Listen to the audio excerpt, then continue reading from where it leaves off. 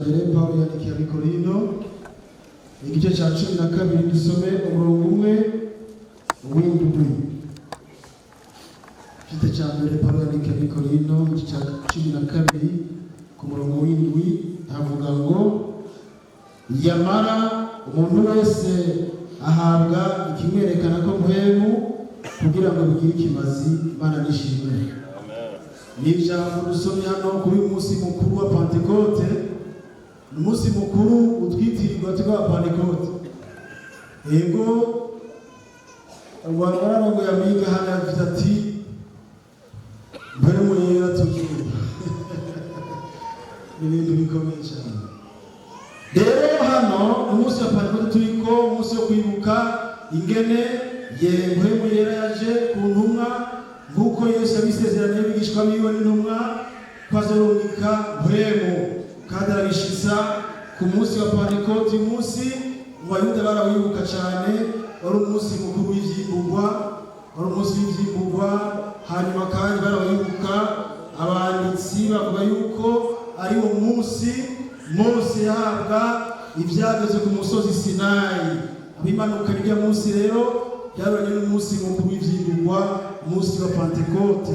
Kandi kiriya gihe igihe Mose yamanuka ku musozi agasanga Aroni bacuriye imasa, murazi ko byabaye bibi, abantu barapfa. Ariko kandi Imana ko umunsi w'ivyimburwa, ku munsi wa Pentecote mpemu yaramanutse, abantu 3,000 barakira, barabinjizwa mu bwami bw'Imana.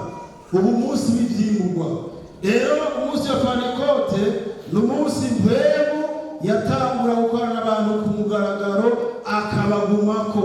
Bibiliya ngo mpemu yera aramanuka abagumako. Mu ijambo rya kera mpemu yera baza ko akabushungwe akaza agakorana n'abagaca agenda, ariko twebwe mpemu yera yaraje atugumako, turamutahana.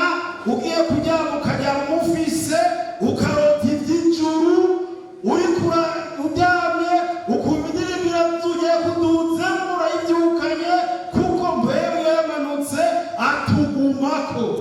Hano rero Paulo abwira abantu b'i Korinto, atubwira rero umuntu wese, si umwe si babiri, umuntu yizera wese ahabwa ikimwerekana ko mpemu kugira ngo ugire ikimazi. Usenge, ugoroke, umenekere Imana, uronke ikikwerekana ko mpemu. Hariya mu gisagara, ku kazi, hose abatu uyu muntu arafise ikimwerekana ko mpemu. Ntibakubone mu murake, ntibakubone mu inzigo, bakubone ko ikikwerekana ko mpemu. Imana ibahizagira. Urakoze Mana, turagushimiye. Urakoze ku ijambo ryawe, hezagira abakozi b'inyuma mu izina rya Yesu.